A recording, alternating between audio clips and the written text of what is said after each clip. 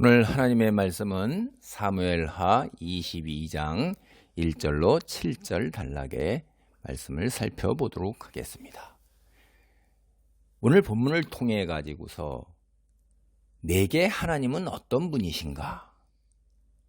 이런 제목으로 가르침을 받고자 합니다.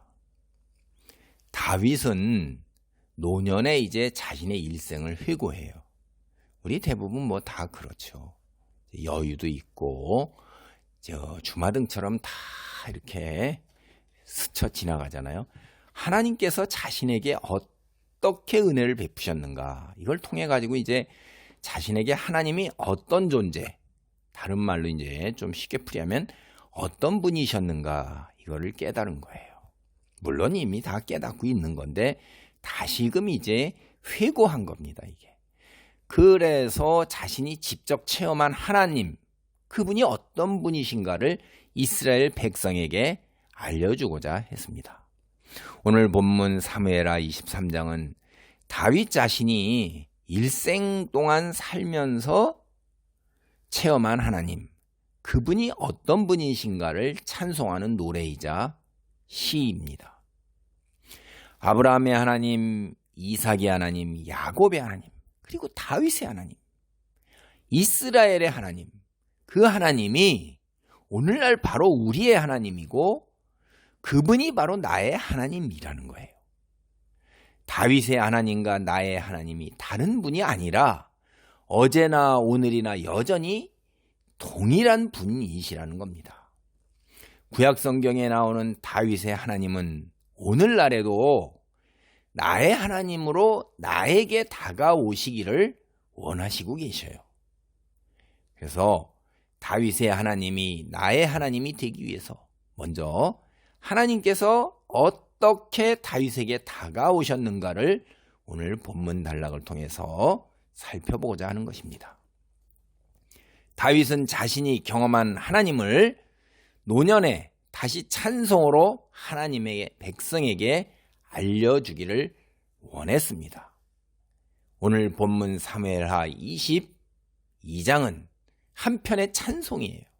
이게 시편 18편에 거의 그대로 보존되어 있기도 합니다.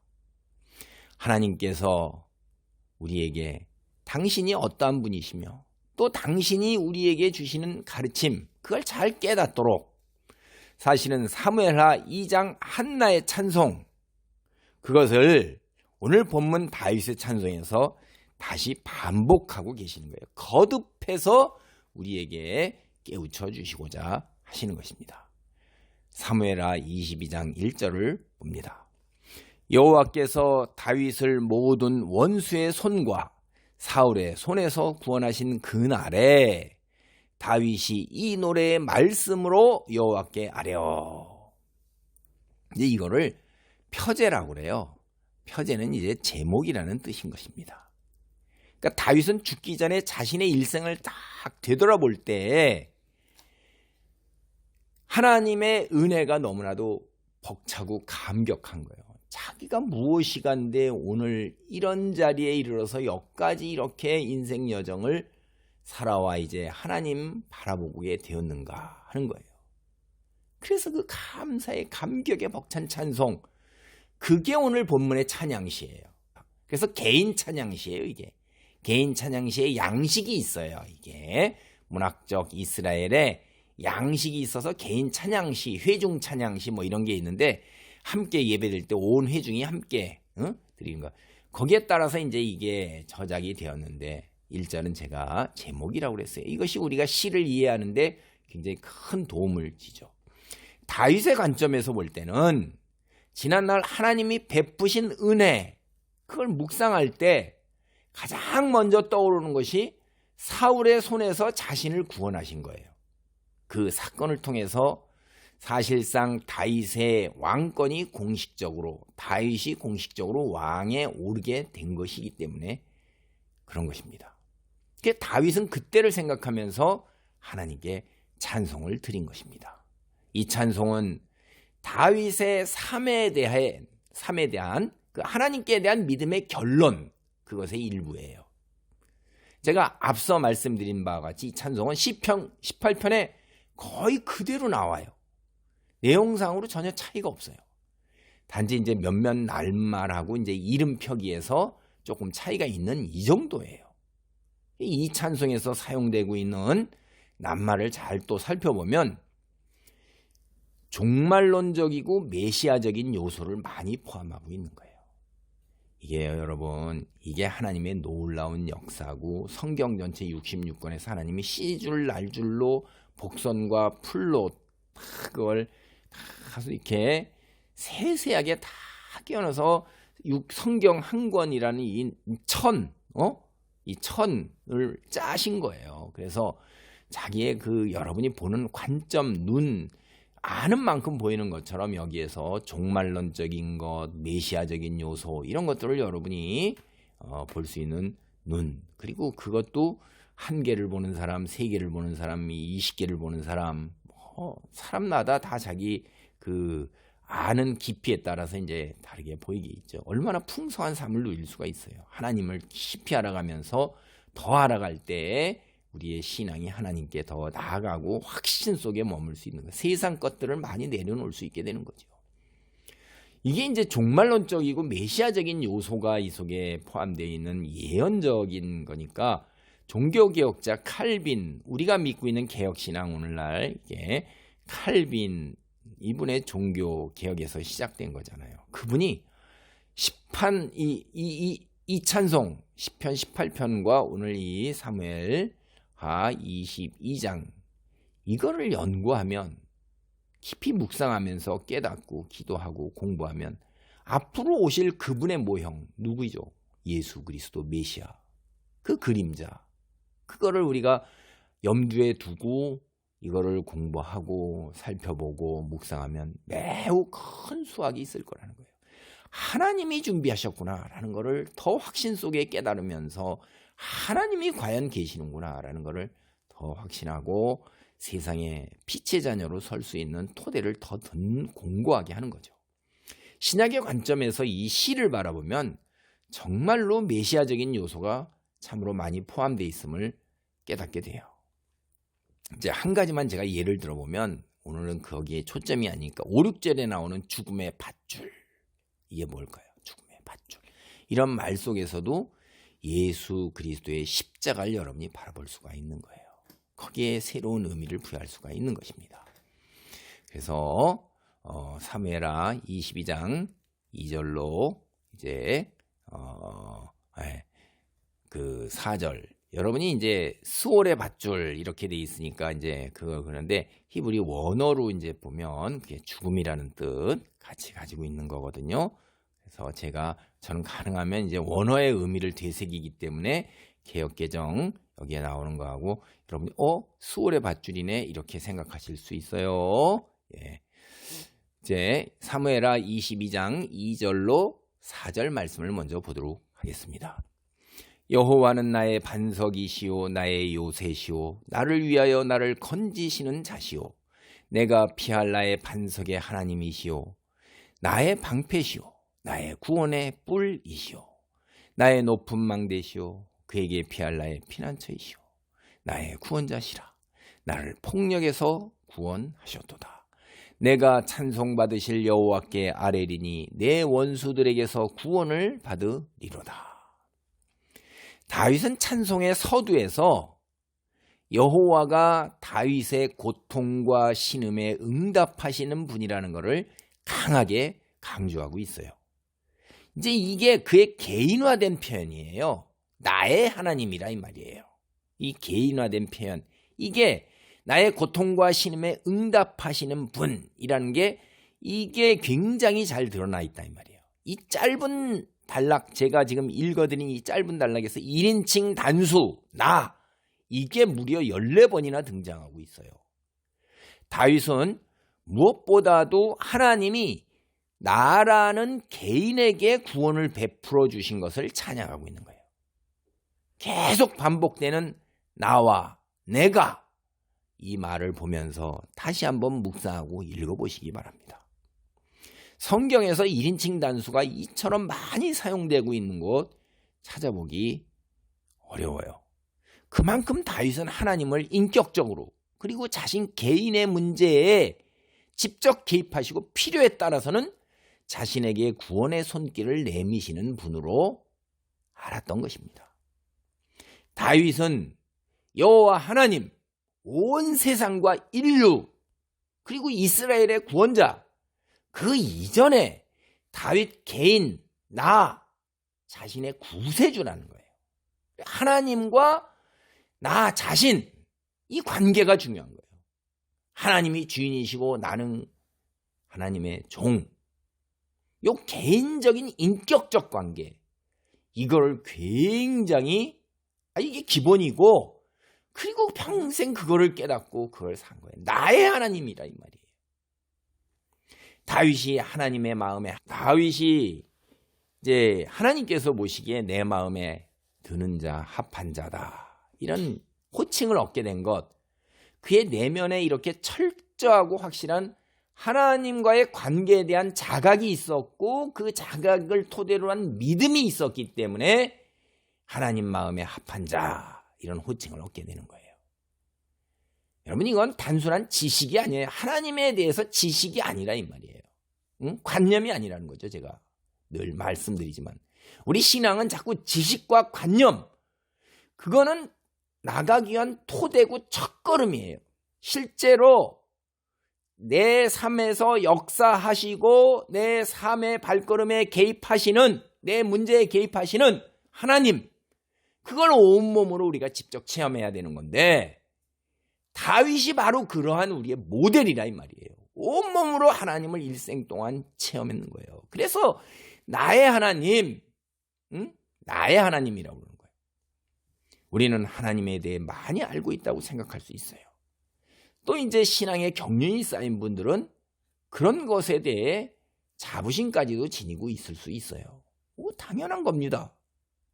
그런데 제가 오늘 드리는 말씀은, 다윗은 오늘 찬송을 읽으면서 자기 자신에게 스스로 질문을 해보시라 이 말이에요. 정말로 내가 하나님에 대해 얼마나 알고 있는가?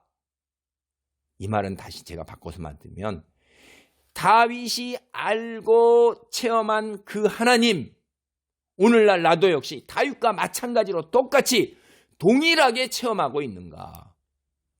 나도 다윗처럼 하나님의 이름을 부르짖으며 찬양하며 기도할 수 있는가라는 거예요. 제가 다시 말씀드리겠습니다. 오늘 다윗의 찬송을 통해 우리는 우리의 하나님이 바로 나의 하나님이 되셔야 된다, 이걸 깨달을 수 있어야 돼요. 가정 그리고 교회 공동체, 이게 우리의 하나님이죠. 거기에 축복하고 거기에 은혜를 베푸시는 하나님, 그 하나님이 바로 내 삶에 직접 개입하시고 내가 하나님의 손길을 직접 온몸으로 느끼고 경험해야 한다는 거예요. 그래서 바로 나의 하나님이 되어야 된다는 거예요. 성경 말씀에 나오는 역사적인 하나님, 그 역사적인 하나님이 바로 오늘 지금의 삶, 내 삶에 여전히 동일하게 역사하시는 것. 그래서 지식의 하나님, 관념의 하나님이 실존의 하나님으로 내게 다가와야 된다는 거예요. 내가 체험해야 된다는 거예요. 제가 여러분께 묻겠습니다. 성경에 등장하시는 하나님이 지금 나에게 여전히 똑같이 내 삶에 개입하시고 내 손을 잡으시고 내게 등장하셔서 내가 하나님을 그대로 다 느끼고 체험하고 있는가 하는 거예요. 만약 그렇지 않다면 우리는 신앙생활에 문제가 있는 거예요. 우리는 지식과 관념의 하나님이 아닌 오늘날도 여전히 살아계셔서 내 삶 행보에 하나님의 손길이 머물고 계시는 것을 느껴야 하는 거예요. 그리고 그걸 알아야 되는 거예요. 몸으로 체험해야 되는 거예요. 오늘 시의 내용을 살펴볼 때 시를 소개하는 이 첫 절, 표제가 없다면 이거는 마치 요나가 물에 빠졌다가 구세일생으로 큰 물고기를 통해 자신의 생명이 보존된 것에 감사하며 하나님께 드리는 찬송일 수 있다 하는 생각을 할 수가 있는 거예요. 그만큼 절대절명에서 극적으로 살아난 그런 벅찬 감격과 감동이 그대로 담겨 있다는 거죠. 다윗은 다양한 이름으로 하나님을 찬양했습니다.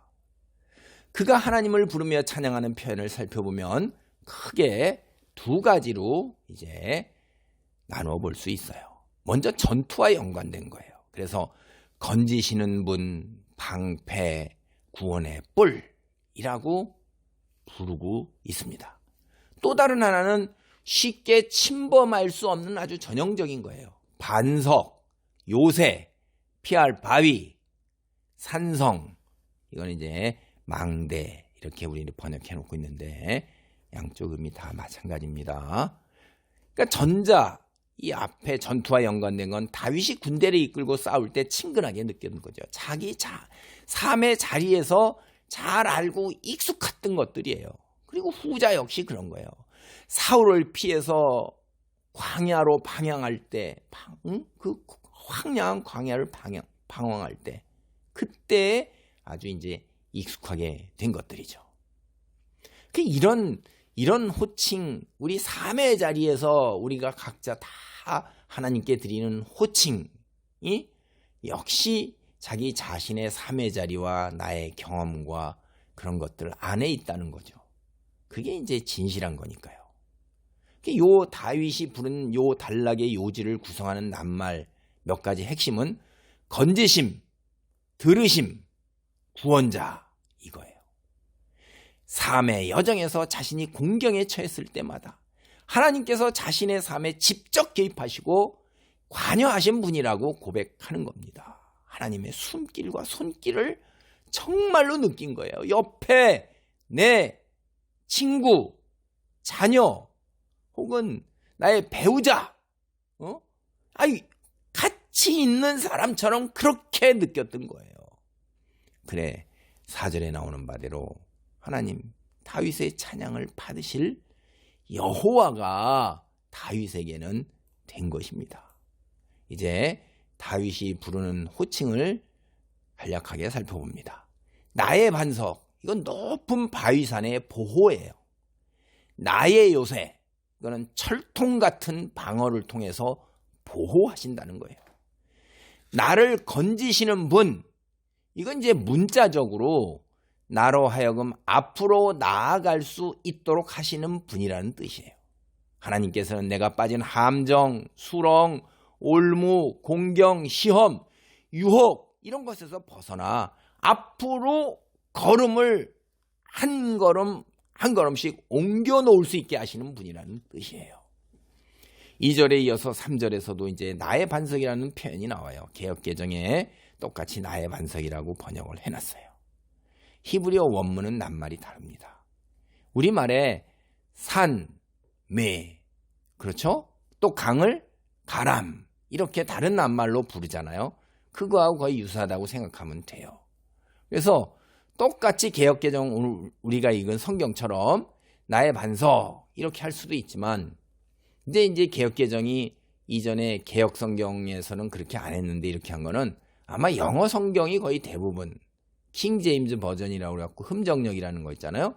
그것까지도 모두 다 영어로 ROCK, 록, 암석, 반석 이라고 번역한 걸 이제 따르고 있는 것 같아요.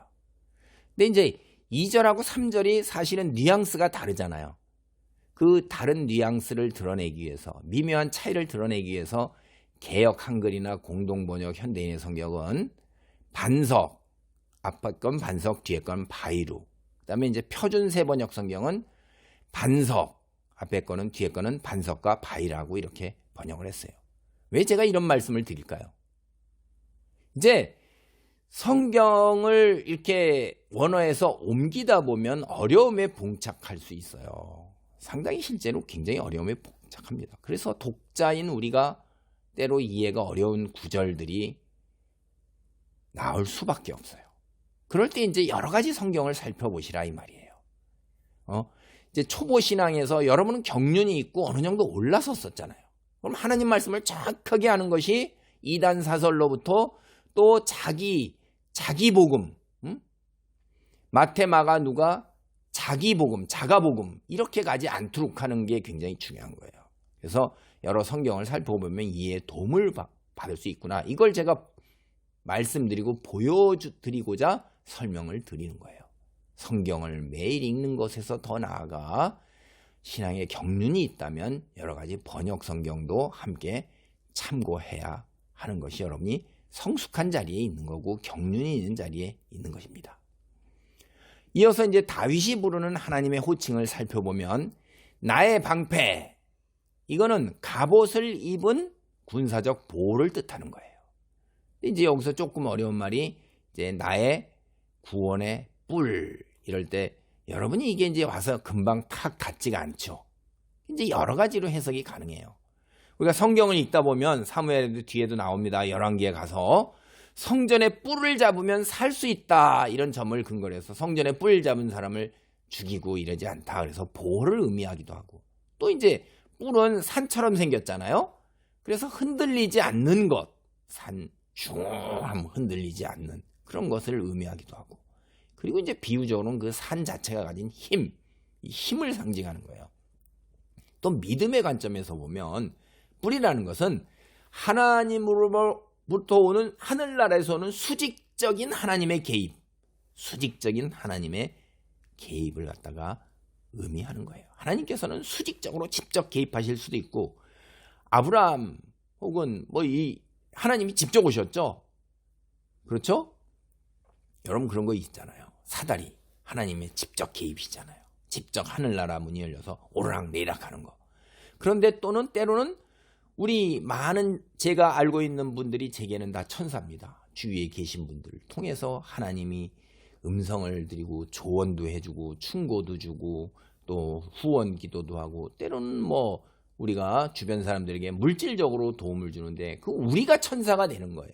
여러분이 저의 천사들입니다. 그래서 수평적으로 하나님께서 또 이렇게 개입을 하시기도 하시죠.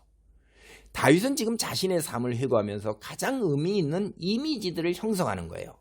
자신에게 다가오신 하나님, 자기가 알고 있는 하나님의 그 하나님의 구원을 찬양하는 맥락을 보면 하나님께서 나의 힘이 되신다는 걸 나의 구원의 뿔이라고 이제 이렇게 비유적으로 이야기하고 있는 것입니다. 나의 망대, 이건 이제 산성이에요.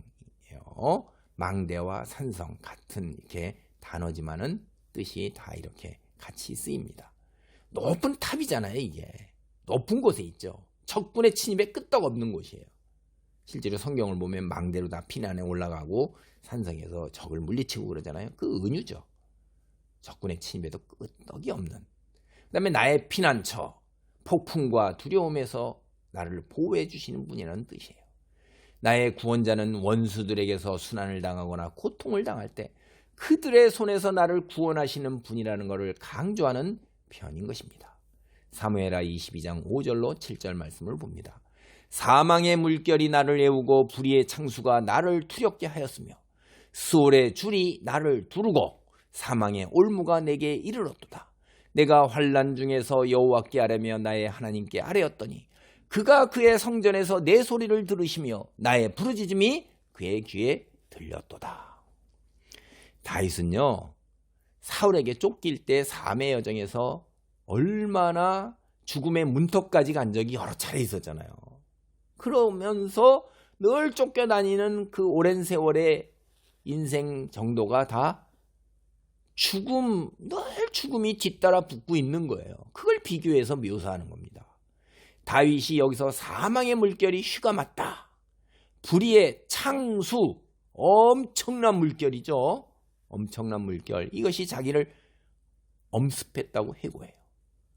죽음을 이렇게 그가 표현하고 있는 것은 사실은 여러분 이게 가나안 신화의 배경을 두고 있는 거예요.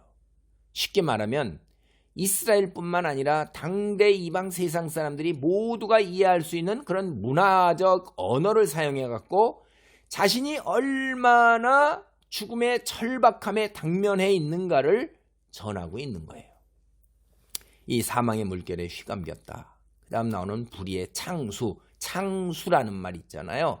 이 낱말의 히브리어 발음이 가나안의 신화에 나오는 그 바다의 신 얌을 가리키 이런 것 같은 거예요. 벨리알 뭐 이런 것도 이런 표현이 원어의 그 의미 발음이. 근데 왜 이런 것들을 이렇게 세속적인 이런 언어, 불경스러운 언어라고 볼 수 있는 것들을 이렇게 사용할까요?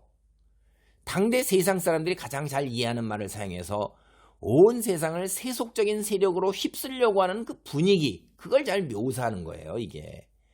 그렇지만 바로 이때 이렇게 위태한 순간에 다윗은 이 위협이 하나님의 약속과는 배치된다, 상반된다 이렇게 생각한 거예요.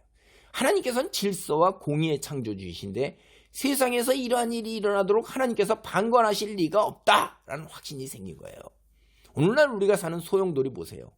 온 세상에 지금 뭐 기후, 환경, 그 다음에 뭐 가뭄, 홍수, 그리고 전쟁, 그냥 뭐 경제적 파탄, 그 다음에 무슨 뭐 코로나 바이러스, 그다음에 부동산 비롯한 모든 가격의 상승, 인플레, 뭐 하나 들려오는 소리가 죄다 어둠, 그리고 정치인들의 부패, 뭐가 정상이 없는 것 같아요. 이 속에서 어떻게 살아요? 근데 희망이 없는 것 같아요. 바로 그런 분위기 묘사할 때 그런 말들, 세속적인 말을 끌어오는데 하나님이 그냥 놔두시지 않는다고 우리가 생각해서 하나님을 향해서 도움을 간구하는 거예요. 부르짖는 겁니다.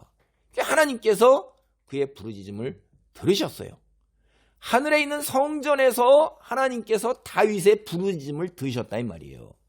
5절 6절에 불의의 창수, 사망의 물결, 스올의 줄, 사망의 올무, 죽음의 줄, 뭐 이런 거죠. 이제 이게 인간이 체험하는 것 중에서 사실 우리가 생명을 위협하는 게 그 이상 큰 절박한 게 위기가 어디 있어요. 그걸 갖다 드러내는 거예요. 이런 이제 이미지로. 이 상황에서 하나님께 부르짖었더니 하나님이 들으셨다는 겁니다. 여러분, 부르짖었다. 그때 응답한다. 이거는요, 이스라엘 백성의 기본적인 틀이에요. 너희는 내게 부르짖자 내가 너희를 듣는다. 이거는 이미 시내산 언약에서부터 모세 언약에서부터 이미 있는 거라 이 말이에요. 그래서 애굽 땅에서 이스라엘 백성이 부르짖었을 때 그들이 하나님이 듣고 응답하신 거고, 그래서 출애굽이 있었던 거고, 그 후에 사는 것도 사사기를 다 보세요. 하나님께 부르짖으면 하나님께서 응답하셔서 보내신다 이 말이에요. 이 사무엘서도 그걸 보여주는 거예요. 기본적인 틀이 뭐예요? 부르짖으면 응답하신다는 겁니다. 그게 사무엘상 7장을 보세요. 사무엘을 통해서 실제적으로 다 보여줬단 말이에요. 여호와와 그의 백성 사이에 체결된 언약관계의 기본적인 틀을 다시 보여주는 게 부르짖으면 응답하시는 거예요. 그런데 여러분, 여기서 다윗을 통해서 우리는 한 가지를 깨달아야 돼요. 공동체가 부르짖는 것도 당연히 들으시지만 여기에 가장 중요한 것은 하나님께서 공동체 이스라엘 백성과 맺으신 언약, 그분의 백성 한 사람 한 사람에게 여전히 유효하다는 거예요. 그러니까 이게 굉장한 거예요. 하나님이 얼마나 위대하신 분이세요. 공동체, 우리는 다수결, 무슨 기관, 조직, 그것이 굉장히 대단한 건데 그 속에 있는 한 사람 한 사람에게도 여전히 유효한 거예요. 그분은 이스라엘의 하나님이시고 이스라엘에게 속한 한 사람 다윗의 하나님이에요.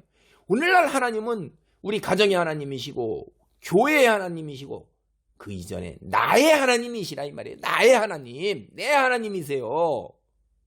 많은 사람들이 이 개인적인 면모를 의식하지 않고 있거나 혹은 무시하고 있어요. 하나님은 우리와 인격적 교제를 하시는 분이십니다. 가정이나 교회 공동체 속에 나 개인의 인격이 묻혀버리는 일이 없어요. 이 사실이 얼마나 놀라운 사실인지 아세요? 하나님만이 가능하신 거예요. 이거는 인간은 어렵습니다. 하나님은 예외 없이 모든 한 사람 한 사람을 귀하게 인격적으로 포용하시면서 가족과 교회 공동체를 세워나가시는 전지전능하신 분이라 이 말이에요. 여호와 하나님은 인자하시고 자상하십니다. 그래서 우리의 작은 신음에도 응답하시는 분이세요. 여러분 찬송도 다 알잖아요. 우리의 작은 신음에도 응답하시는 이러한 하나님이 다윗과 일생을 동행하신 것입니다. 다윗이 가장 두려워한 적이 누굴까요? 바로 자기 자신이었던 것입니다. 혹시라도 하나님과 멀어지는 죄악의 길을 가게 되지는 않을까? 이게 다윗에게 가장 큰 두려움이었고, 그게 가장 큰 다윗에게 있어서 적이에요. 적. 오늘 말씀을 정리합니다. 그리스도인이 가장 두려워하는 상황이 무엇일까요? 오늘날 직장을 잃거나 사업이 부도나는 것, 혹은 암과 같은 불치병에 걸리는 것, 아니면 자녀 문제인가요? 그럴 수 있어요. 사실 이런 것들은 엄청나게 우리에게 크게 고통을 가져옵니다. 가난, 경제적 파탄, 인간관계의 파탄, 가족의 해체, 그리고 내 건강이 다 떠나가고 육체적 정신적으로 피폐해지는 거, 엄청난 고통과 순환이에요. 다윗의 일생도 이런 문제로 사실 힘들어했어요. 그렇지만 그가 가장 두려워한 것은 이 세상을 넘어서 하나님의 성전에 거하지 못하게 되지 않을까, 하나님과 멀어지게 되지 않을까 하는 그런 것이에요. 세상의 것을 넘어서는 것이었습니다. 그래서 하나님의 집에 문지기로 있는 것이 세상에서 형통하는 것보다 더 귀하다는 생각, 그런 믿음을 가진 게 바로 다윗입니다. 여러분 한번 생각해 보십시오. 우리 보통 일반적으로, 제가 상징적으로 100여 년의 현세의 시간입니다. 영원한 시간이에요. 무엇을 선택해야 하는 건 여러분이 머리로 이성적으로 다 금방 알아요. 그런데 그게 쉽지 않은 싸움이죠. 우리 일생에서 싸움의 상당 부분은 사실은 자신과의 싸움인 것입니다. 하나님의 손이 짧으셔서 능력이 없다는 거예요. 혹은 귀가 어두워서 무능력하다는 거죠. 우리의 부르짖음을 듣지 못한다. 그래서 우리를 구원하지 못하는 일, 그런 일 없어요. 세번역 성경으로 이사야 59장 1절로 2절 말씀을 제가 읽어드리겠습니다.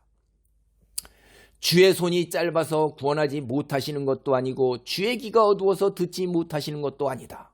오직 너희 죄악이 너희와 너희의 하나님 사이를 갈라놓았고 너희의 죄 때문에 주께서 너희에게서 얼굴을 돌리셔서 너희의 말을 듣지 않으실 뿐이다.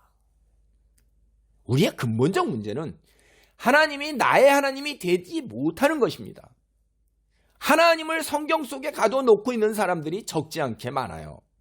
결과적으로 하나님을 일상의 삶에서 직접 체험하지 못해서 종교적 위선으로 자신을 치장하고 있는 사람이 적지 않단 말이에요. 오늘날 많은 그리스도인의 근본적 문제가 바로 이런 거예요. 우리가 부르짖을 때 응답하시는 그 하나님, 우리와 맺은 언약, 그게 여전히 유효해요.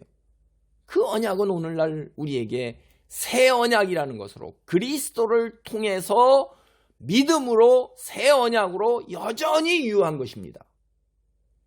다만 우리의 죄악이 부르짖음과 응답이라는 틀이 작동하지 않도록 막고 있는 것입니다.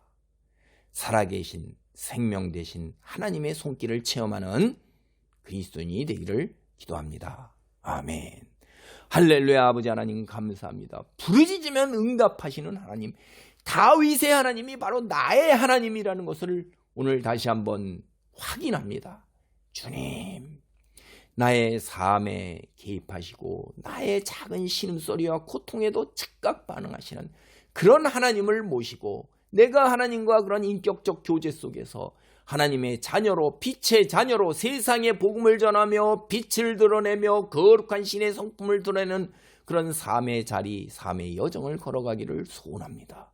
이루어 주시옵소서. 먼저 그의 나라와 의를 구하는 하나님의 사람으로 우뚝 설 때 주께서 모든 것을 넘치도록 채우실 줄 믿습니다.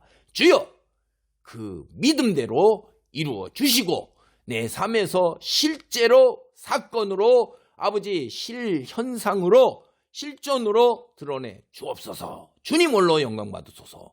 예수님의 이름으로 기도하옵나이다. 아멘.